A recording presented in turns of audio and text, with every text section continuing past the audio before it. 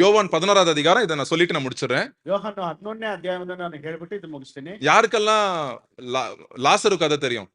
ಲಾಜರ್ನ எல்லாருக்கும் ಕಥೆ தெரியும்ல? ಎಷ್ಟು சரி, ಜನಕ್ಕೆ எல்லாருக்கும் தெரியும். சோ நான் கதையை ಎಲ್ರಿಗೂ சொல்ல ಗೊತ್ತೇ மாட்டேன். ಇರ್ತದೆ. ஆண்டு வந்து கல்லறையில இருந்து உயிர் கொடுத்த லாசரு பத்தி நம்மளுக்கு தெரியும். ಈ ಕಥೆ ಎಲ್ಲ ಗೊತ್ತಿರಬಹುದು. ಇಲ್ಲ ಪೂರ್ಣವಾಗಿ ನಾನು ಹೇಳೋದಿಲ್ಲ. ಈ ಕಥೆಯಲ್ಲಿ ದೇವರು ಲಾಜರ್ನಿಗೆ ಕೊಟ್ಟಂತ ಜೀವನ. லாசர் மரணத்துக்கு முன்னாடி ஒரு நியூஸ் வருது ஏசப்பாக்கு.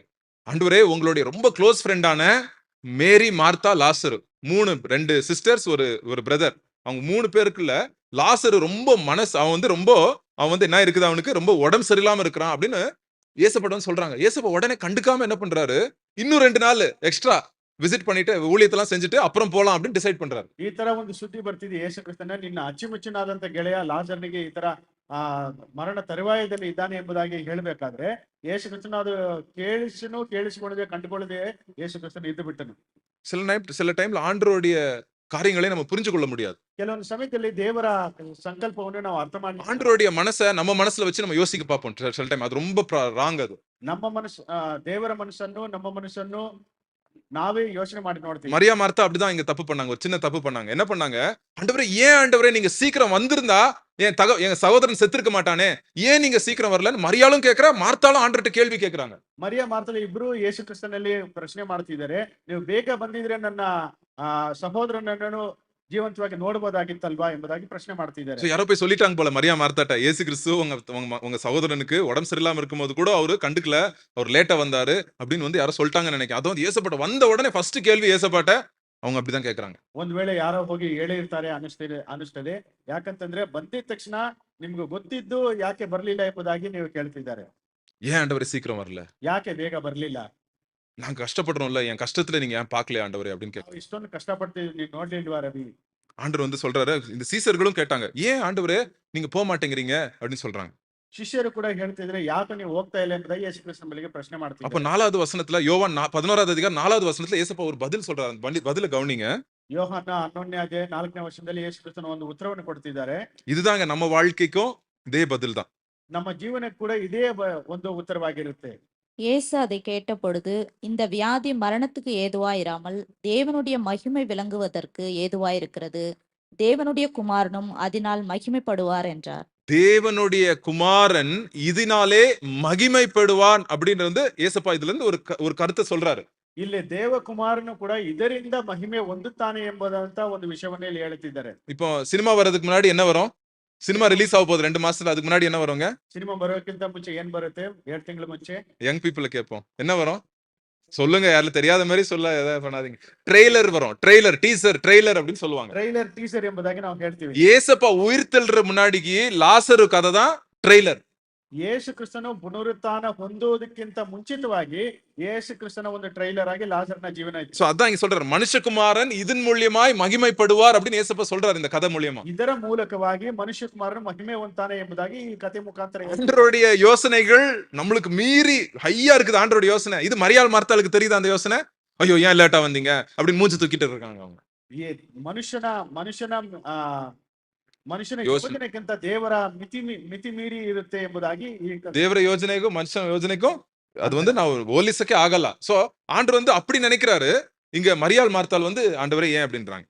ಇಂಥ ದೇವರ ಜ್ಞಾನಕ್ಕೂ ಮನುಷ್ಯ ಜ್ಞಾನಕ್ಕೂ ಹೋಲಿಸ್ಲಿಕ್ಕೆ ಆಗದಿದ್ರು ಕೂಡ ಯಾಕೆ ಈಗ ನಡೀತು ಎಂಬುದಾಗಿ ಮರಿಯಾ ಮಾರ್ತಾ ಕೇಳುವುದನ್ನ ನಾವು இதுல இருந்து நம்ம வாழ்க்கைக்கு என்ன நம்ம கத்துக்கிறோம், ಇದರಿಂದ ನಮ್ಮ ಜೀವನಕ್ಕೆ ಏನ್ ಅನ್ವಯವಾಗುತ್ತೆ. ஆண்டவருடைய நேரம் அப்படின்னு ஒண்ணு இருக்கு நம்ம லைஃப். ದೇವರ ಸಮಯ ಎಂಬುದಾಗಿ ನಮ್ಮಲ್ಲಿ ಒಂದು ಇದೆ. அது ஒரு செகண்ட் ஜாஸ்தி ஆகாது, ஒரு செகண்ட் சீக்கிரம் வராது. ಒಂದು ಬೇಗನೂ ಒಂದು ಕಡಿಮೆನೂ ಆಗೋದಿಲ್ಲ, லேட்டா வராது, இல்ல சீக்கிரம் வராது. ஆண்டவர் நம்மளுக்கு ஏதாவது ஒரு காரியத்தை நியமித்திருந்தா அந்த நேரத்துல, அது உங்களுக்கு 25 வயசா இருக்கலாம், 28 வயசா இருக்கலாம், எந்த வயசா இருக்கலாம், அந்த டைம்ல ஆண்டவர் டிசைட் பண்ணிருந்தாரா அந்த டைம் தான் நம்மளுக்கு வருங்க.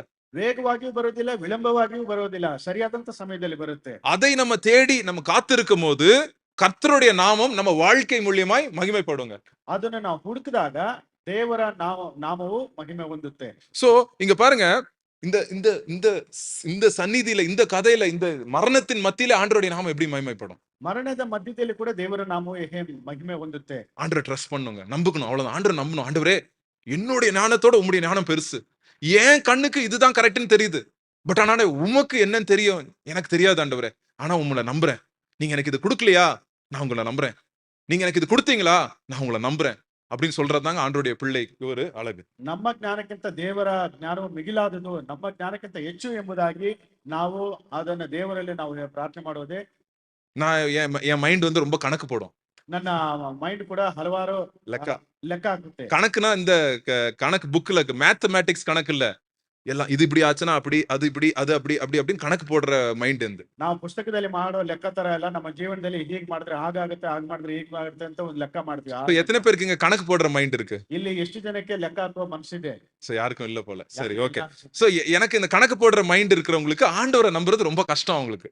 ಇಲ್ಲಿ ಲೆಕ್ಕ ಮಾಡುವಂತ ಮನಸ್ಸುಳ್ಳವರಿಗೆ ದೇವರನ್ನು ವಿಶ್ವಾಸ ಇಡೋದು ಬಹಳ ಕಷ್ಟ. ஏன்னா நம்ம கணக்கு போட்டுட்டே இருப்போம். இப்படி ஆகுமா, இதனாலதான் இப்படி வருமா, இப்படி நம்மளுக்கு இவரு மூலியமா நம்மளுக்கு நன்மை வருமா, இவங்க மூலியமா வருமா, இது மூலியமா நம்மளுக்கு கிடைக்குமா, இப்படி கிடைக்குமா, இவங்க தான் ரைட்டா, அவங்க தான் ரைட்டா அப்படின்னு கணக்கு போட்டுட்டே இருப்போம். ಇವ್ರು ಸರಿನಾ ಅವ್ರು ಸರಿ, ಅವ್ರ ಮೂಲಕವಾಗಿ ನಮ್ಗೆ ದೊರಕುತ್ತಾ ಅಥವಾ ಈ ಮಾರ್ಗದಿಂದ ಬರುತ್ತಾ ಎಂಬುದಾಗಿ ನಮ್ಮಷ್ಟಕ್ಕೆ ನಾವು ಲೆಕ್ಕ ಮಾಡ್ಕೋತೀವಿ. இங்க மரியாள் மார்த்தால ஒரு கணக்கு போடுறாங்க. ಮರಿಯ ಮಾರ್ತಳು ಕೂಡ ಅದೇ ರೀತಿಯಲ್ಲಿ ಲೆಕ್ಕ ಹಾಕಿದ್ರು. பிலிப் அப்படின்னு ஆண்டோடைய சீசர் இருந்தா அவன் வந்து கணக்கு போட்டான். இவ்வளவு பேருக்கு 5000 பேர் இருக்காங்க, 5000 பேருக்கு ₹2 இப்படின்னா சாப்பாடு போட்டு கணக்கு போடுற பிலிப் அவர் பேர். பிலிப் த ಕ್ಯಾಲ್ಕುಲೇಟರ್.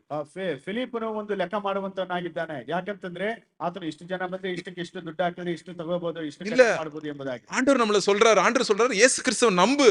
அவருடைய நம்புறதுன்னா என்ன அர்த்தம்? அவருடைய ஞானத்தை நம்புறது, அவருடைய நேரத்தை நம்புறது, அவருடைய வல்லமையை நம்ம நம்புறது. ದೇವರ ಜ್ಞಾನವನ್ನು ನಂಬುವುದು, ದೇವರ ಸಾಮರ್ಥ್ಯವನ್ನು ನಾವು ನಂಬುವುದು, ಆತನ ಸಮಯವನ್ನು ನಾವು ನಂಬುವುದು. அவசரப்பட மாட்டேன். ஆண்டவரே நானே போய் தேடி தேடி பிடிச்சிட மாட்டேன். நானே எனக்கு என் கண்ணுக்கு இது ரைட்டா தெரியுது, நான் இதுதான் பண்ணுவேன் அப்படின்னு நான் போக மாட்டேன். ஆண்டவரே உம்முடைய சித்தத்துக்கு, உம்முடைய நேரத்துக்கு நான் காத்திருப்பேன். ನಾವು ಅವಸರ ಪಟ್ಕೊಂಡು ನಮ್ಮಷ್ಟಕ್ಕೆ ನಾವೇ ಮಾಡುವುದಿಲ್ಲ. ದೇವರ ಚಿತ್ತಕ್ಕೆ, ದೇವರ ಸಮಯಕ್ಕೆ ನಾವು ಕಾತುರದಿಂದ. நிறைய வாட்டி நம்ம பாக்குறோம், வாலிப வயசுல வாலிப பிரதர்ஸ், வாலிப சிஸ்டர்ஸ் எல்லாரும் வந்து அவசரப்பட்டுருவாங்க. சில காரியத்துல அவசரப்பட்டுருவாங்க. ஏன்னா அவங்க ஞானத்துக்கு அது கரெக்டா தெரியுது. இது தேவனுடைய ஞானமா அது நம்மளுக்கு தெரியாது. ಹಲವಾರು ಯುವಕರು ಏನ್ ಮಾಡ್ತಾರೆ, ತಮ್ಮಷ್ಟಕ್ಕೆ ತಾವೇ ಅವಸರ ಪಟ್ಕೊಳ್ತಾರೆ. ಅವರ ಜ್ಞಾನಕ್ಕೆ ತಕ್ಕ ಹಾಗೆ ದೇವರ ಜ್ಞಾನಕ್ಕೆ ಸರಿನಾ ತಪ್ಪ ಎಂಬುದಾಗಿ சோ ಪರಿಗಣಿಸ್ತಾರೆ. அதனாலதான் இந்த ஹெட்டிங் வந்து, இந்த பகுதியோட heading God's purpose and timing. ஆண்டவருடைய நேரம், ஆண்டவருடைய திட்டம். ದೇವರ ಉದ್ದೇಶ ಮತ್ತು ದೇವರ ಸಮಯ.